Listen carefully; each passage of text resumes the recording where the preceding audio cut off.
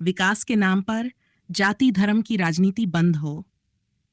नागपुर में चल रहे शीतकालीन सत्र में अकोला पश्चिम विधानसभा क्षेत्र के विधायक साजिद खान पठान ने अपने क्षेत्र की समस्याओं पर कड़ा रुख अपनाया। उन्होंने स्पष्ट किया कि पिछले 20 वर्षों में अकोला पश्चिम विधानसभा क्षेत्र के विकास के लिए कोई आवाज नहीं उठाई गई। जनता के आशीर्वाद से विधानसभा पहुंचकर उन्होंने महिला उत्पीड़न के मुद्दे पर कड़ा रुख अपनाया और महिलाओं को न्याय दिलाने के लिए अपनी भावनाएं व्यक्त कीं। साथ ही उन्होंने शहर के विकास में लंबित कार्यों, विकास कार्यों की गति और विभिन्न मुद्दों के समाधान की मांग विधानसभा अध्यक्ष के समक्ष उठाई।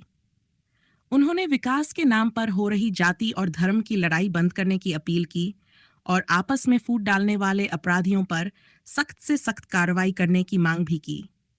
वहीं दूसरी ओर उनके नाम से वायरल हो रही ऑडियो क्लिप के संबंध में हलचल अब तक न्यूज से बातचीत के दौरान उन्होंने इस क्लिप को लेकर खंडन किया।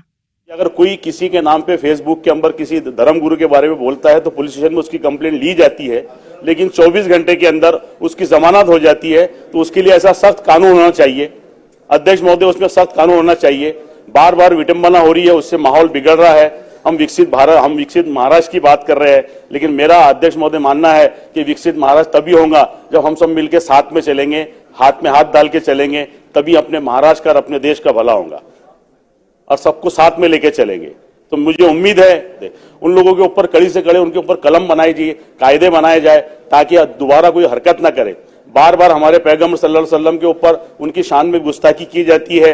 मॉब एक बाहर निकलता है, उसके लिए ज्यादा माहौल खराब होता है, लेकिन दूसरे दिन पता चलता है कि सुबह 12 बजे वो जमानत लेके बाहर आ गया, तो वो समाज के सामने फिर वो खड़े होकर बात करता है, तो उससे दो समाजों के बीच में तनाव पैदा होता है। तो वो जो एक शख्स जो नहीं चाहता कि दो समाज मिलकर रहना चाहिए, वो शख्स बड़ी आसानी से घूम रहा है।